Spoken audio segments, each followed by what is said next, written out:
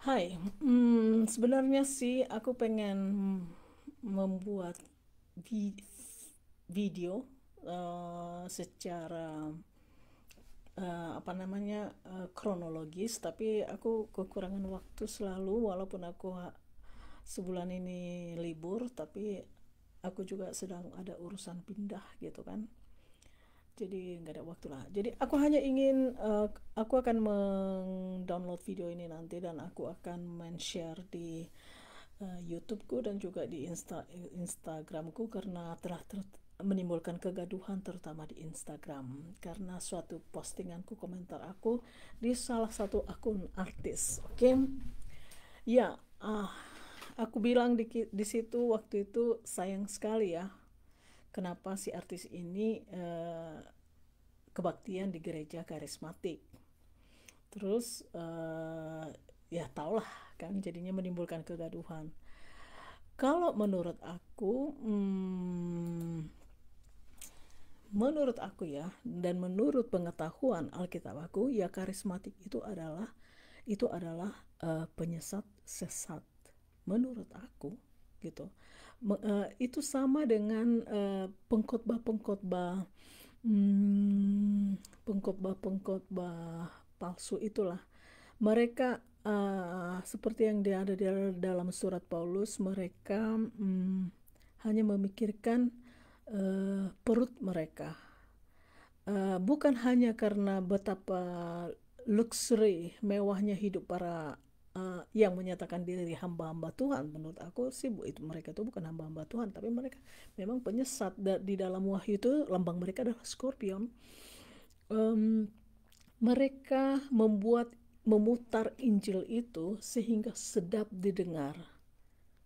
Dan mereka apa namanya teori kemakmuran itu mereka, kau ingin kaya, kau ini juga mengenai mengenai apa um, faith, healing faith gitu. uh, tapi kalau untuk membahas ini aku memerlukan 1 jam video sih, tapi secara singkat begini. Suatu Kristen yang benar itu akan, gereja definisinya terpisahkan. Jadi kalau seorang gereja menjadi Kristen, dan gereja itu adalah definisi dari spiritualnya Israel, artinya terpilih, dan gereja itu adalah pengantin Kristus. Jadi kalau suatu Kristen, kalau dia adalah menganut paham yang benar, dia akan terpisah seperti yang dibilang Yesus di dalam kitab Matius itu ya, yang akan memisahkan ayah dan anaknya dan segala macam. Pokoknya kita terpisah dari sampai orang-orang yang terdekat karena perbedaan iman kita. Walaupun mengaku sama-sama Yesus itu adalah Tuhan, tapi belum tentu seiman. Itu juga sebabnya waktu itu ada teman mengajak untuk berdua bersama. Aku harus menjawab tidak bisa, karena aku tidak bisa sebenarnya bergabung dengan orang yang untuk berdua bersama terus bilang berdua sesuai dengan keimanannya masing-masing, tapi berkumpul bersama dengan yang tidak seiman atau bahkan memohon bersama dengan yang iman apanya berbeda. Itu aku nggak bisa, makanya aku menolak gitu. Karena jujur aja di dalam kitab Yohanes kan dikatakan memberi salam saja kepada mereka ini kita eh, mengambil bagian dalam tindak kejahatan mereka, apalagi berdua bersama gitu kan. Terus jadi waktu itu yang ada dibahas adalah mengenai baptis. Aku tidak percaya bahwa baptis itu adalah baptis di tenggelamkan di air atau baptis itu dipercikkan dengan air. Itu gereja Lutheran, walaupun aku anggota Lutheran, gereja Lutheran sekarang, gereja Swedia, tapi itu karena suatu hal. Bagaimanapun aku ingin menjadi suatu anggota gereja dan aku membayar pajak untuk itu. Aku malah kalau aku tidak anggota suatu gereja, aku tidak perlu membayar pajak untuk gereja, tapi aku bayar juga tapi karena suatu hal yang penting aku tahu apa yang ku imanin. Hmm, dan jadi baptis yang ditenggelamkan itu adalah proselyte. Proselyte itu adalah kalau seseorang ingin menjadi Yahudi, dan menjadi Yahudi ini atau menjadi Israel ini ya adalah bangsa pilihan, menjadi hidupnya benar. Jadi mereka dibaptis seperti yang dilakukan oleh si Yohanes Pembaptis. Itu juga sebabnya mengapa Yesus Kristus mau dibaptis dengan air. Artinya mengapa? Karena itu adalah salah satu syarat untuk menjadi Yahudi. Tahu kan, keyahudiannya Tuhan Yesus itu diragukan karena dia berasal dari Galilea, Nazaret. Itu di Israel sesuatu kota apa itu, gitu kan? Sampai ada tertulis di Alkitab, adakah yang baik yang datang dari Nazaret, gitu. Jadi mereka meragukan keyahudiannya Tuhan Yesus. Jadi Tuhan Yesus melakukan itu semua, melakukan dibaptis, melakukan persembahan yang burung tekukur itu semuanya. Terus jadi menurut aku baptisan tenggelam itu adalah suatu yang salah.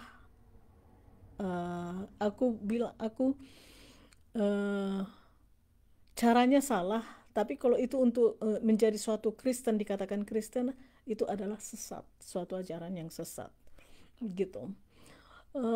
Jadi yang dimaksud baptis itu hanya ada di dalam bahasa Latin, artinya baptizo. Bahasa Inggrisnya aja baptize itu hanya diubah sedikit. Apa namanya kalau dalam gaya bahasa ya? Kalau gaya bahasa itu dikatakan anestesia. Kalau kita misalnya mengindonesiakan bahasa Inggris, misalnya apa, SMS, aku SMS kan ya, kan dia menjadi bahasa Indonesia juga dan menjadi kata kerja. Jadi kayak gitu juga baptizo, kalau bahasa Latinnya baptize, ditulislah di bahasa Inggrisnya. Jadi kalau baptis itu artinya adalah bahwa Tuhan, dan itu terjadi secara spiritual. Waktu seseorang itu mendengarkan Injil, waktu seseorang itu mendengarkan Injil, lalu Allah, Tuhan memercikkan darah Yesus Kristus secara spiritual di hati kita sehingga kita menjadi percaya. Itulah jawaban mengapa ada yang percaya dan ada yang tidak percaya, walaupun mereka telah sama-sama mendengarkan apa Injil itu. Tapi bagi yang terbaptis, mereka menjadi percaya. Jadi apakah engkau tandanya dibaptis? Bahwa kau percaya penebusan Tuhan Yesus. Itu saja. Dan kemudian setelah itu kau ada pertobatan, dan pertobatan itu pertobatan itu adalah bukan menerima Yesus. Kita kan semuanya dikatakan di Roma kan kita semua sudah pada mati. Jadi kita tidak bisa mengatakan terimalah Yesus. Itu gak ada orang mati mampu menerima seseorang yang hidup. Jadi itu hanya terjadi melalui baptisan. Itulah yang namanya hidup baru, gitu kan, hidup baru. Jadi dan itulah definisi bahwa yang selalu dikatakan di dalam Alkitab, kerajaan Allah sudah ada padamu. Kerajaan Allah atau kerajaan surga itu sama saja. Sering dikatakan kerajaan surga karena Yahudi agak sungkan menyebutkan nama Allah seperti itu. Jadi kerajaan surga itu artinya Tuhan itu ada di dalam kita begitu kita dibaptis, ada di dalam kita. Jadi seperti yang dideskripsikan oleh Paulus, bahwa kita ini ada dalam diri kita ini ada dua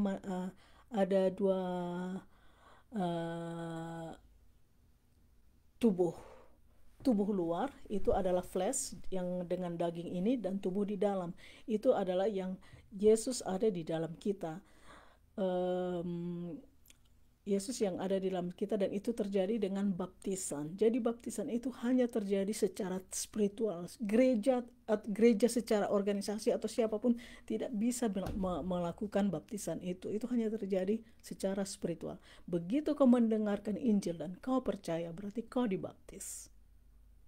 Dan begitu kau dibaptis, berarti kan ada tertulis bahwa Allah memberikan kita Roh Kudus di dalam kita itu untuk memeteraikan kita, dan kita menjadi tanda kita menjadi miliknya.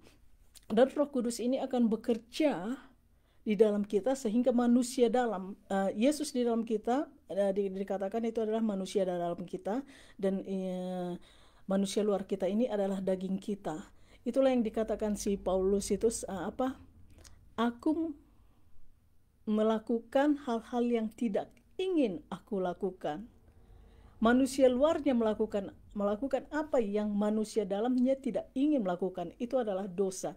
Jadi selagi ada kita hidup di dalam daging ini, kita tidak akan luput dalam melakukan perbuatan dosa, tetapi kita tidak akan tetap melakukannya. Ada pertobatan. Dan Tuhan akan bekerja sampai mati kita, sehingga kita sampai menyerupai Yesus. Dengan apa? Itulah yang dikatakan dengan penderitaan. Dia akan mengikis kedagingan kita ini sampai kita berprinsip bahwa apa yang ada di dunia ini tidak berarti apa-apa lagi, gitu. Duh, gue lapar. Apalagi yang harus ku terangkan ya, itu mengenai baptisannya. Karena kan ada tertulis dalam Efesus, kita mempunyai satu iman, satu baptisan, dan satu Tuhan. Jadi sebagai orang Kristen, untuk menyatakan kita harus mempunyai satu baptisan. Jadi nggak ada yang satu memercikkan dengan air, yang satu ditenggelamkan di air. Nggak ada yang seperti itu, gitu. Terus aku rekomendasikan untuk mendengarkan suatu channel yang namanya Grace and Truth Ministry. Di situ ada namanya Jim Brown, sangat-sangat bagus sekali menerangkan. Tapi seperti yang aku bilang, kalau memang ditentukan Tuhan untuk terpilih, dia akan mendengar, bertelinga dan mendengar. Tapi kalau memang Tuhan tentukan untuk tidak terpilih, dia akan mendengar tapi tidak mengerti, gitu. Atau bertelinga tetapi tidak mendengar. Itu mengenai baptis. Jadi aku tidak menerima segala macam aturan baptis yang pakai penumpangan tangan segala. Juga ada perdebatan mengenai faith healing, tapi mungkin akan di sesi yang lain. Apalagi ya, kalau satu iman, tahu kan iman itu apa? Iman itu artinya mati untuk diri sendiri. Jadi manusia luar kita ini mati sehingga Yesus di dalam kita menjadi besar. Death to self, itu namanya pistis, itu namanya iman. Itu nggak sama artinya dengan apa? Percaya, believe. No. Satu Tuhan, ya kita percaya kan, Trinity itu ada Allah Bapa, Anak dan Roh Kudus. Dan aku sudah menyebutkan beberapa di postinganku bahwa Yesus itu adalah Jehovah atau Yahweh. Yahweh atau Jehovah sama saja. Kalau di dalam bahasa Yahudi kan nggak ada huruf vokal, makanya ada tertulis I Yahweh, double W sama H gitu. Terus kalau di bahasa Inggris kan Y itu jadi J. Jadi Jehovah itu adalah terjemahan bahasa Inggris dari Yahweh. Jadi sama saja. Dan Yahweh atau Jehovah itu artinya aku ada. Jadi keberadaannya itu tidak ditentukan oleh sesuatu kuasa lain. Itulah artinya aku ada. Kalau kita kan manusia ini ada ya karena hasil dari persetubuhan dua manusia, laki-laki dan wanita kan, dan itu di uh, itu bisa kita salah satu bukti nyata bahwa seseorang anak itu terjadi bukan atas keinginan dia, tapi karena persetubuhan antara wanita dan laki-laki. Dan mengapa wanita dan laki-laki ini bersetubuh? Ya dibuat Tuhan jatuh cinta, atau karena kita percaya Tuhan kita bilang dibuat Tuhan jatuh cinta. Tapi kalau yang nggak percaya ya kekuatan alam mereka bilang. Artinya tidak ada orang yang bisa berada di dunia ini karena kemampuan dia sendiri, itu sama dengan Jehovah atau Yahweh.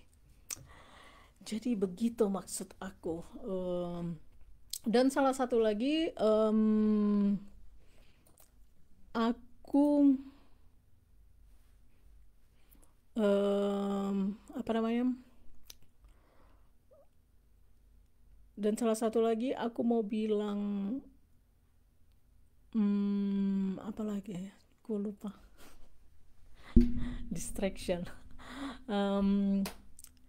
Nantilah kita sambung kalau ada pertanyaan ntar aku jawab. Tapi kalau ada kalian pertanyaan bisa sih kalian tulis biar aku nggak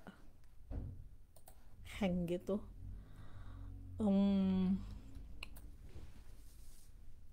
Oh ya, satu lagi. Dalam kekristenan itu, kalau kau Kristen, benar-benar seorang Kristen yang sejati, kau seharusnya tidak percaya bahwa ada setan, bahwa ada itu demon, bahwa ada itu roh-roh jahat. Tapi roh-roh jahat sebagai sesuatu yang berkekuatan, yang seram, yang seperti itu, oke? Karena sudah sangat jelas ditulis, yang ada itu adalah Tuhan, baru diciptakan malaikat, manusia, baru hewan dan tumbuh-tumbuhan. Kan itu doang. Jadi kalau yang dinamakan demon itu terjadi di zaman dahulu kala. Itu artinya kepercayaan orang di zaman dahulu yang bisa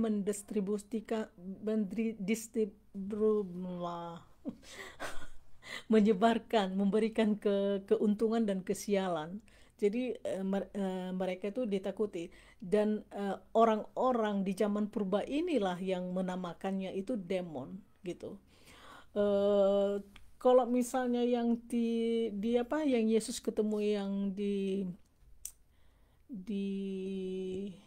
Grasak ya, apa namanya itu lupa gua. Itu kan kalau kita mereka kalau kita baca, atau kebetulan aku ada latar belakangnya sedikit dengan kedokteran, aku dokter gigi, kan bisa kita sebenarnya kan yang dikatakan orang kerasukan setan itu kan sebenarnya orang gila, ya kan? Tapi orang menyatakannya dirasuki setan, begitulah kira-kira. Jadi kalau kau mempercayai ada setan yang menguasai atau apa gitu, setan itu juga dikatakan orang adalah kedagingan kita, keinginan daging kita ini yang menguasai kita. Kalau kau baca juga ada di kitab Samuel kalau nggak salah, maka roh yang jahat yang dari Allah hinggap kepada Saul. Apakah Allah mempunyai roh yang jahat? Tidak.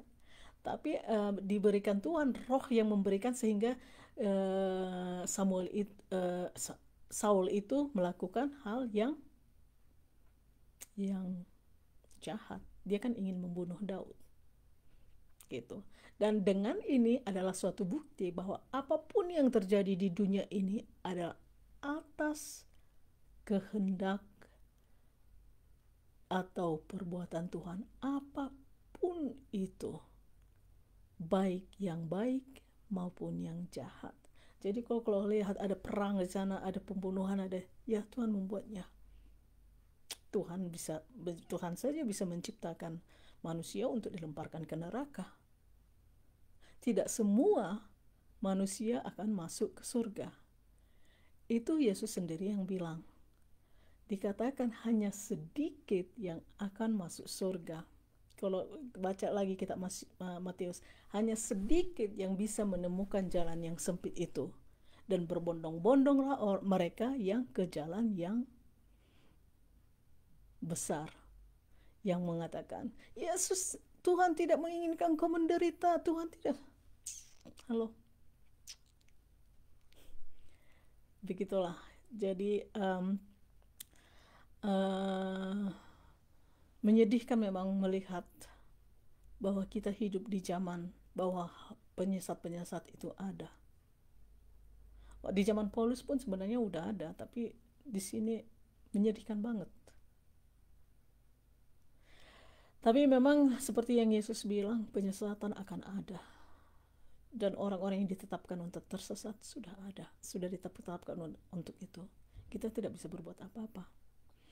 Tapi kita sebagai orang yang beriman, iman itu artinya pistis, seperti yang aku bilang, bahwa Yesus di dalam kita menjadi besar, dan keinginan manusia duniawi kita ini menjadi semakin kecil atau habis.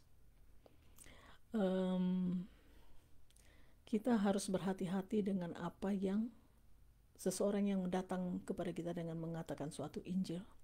Karena ingatlah satu hal, dengan engkau menyambutnya dan memberi salam kepada mereka, di kitab Yohanes katakan, engkau berbagi dengan kejahatan mereka. Jadi takutlah. Gue aja takut. Oke, ciao.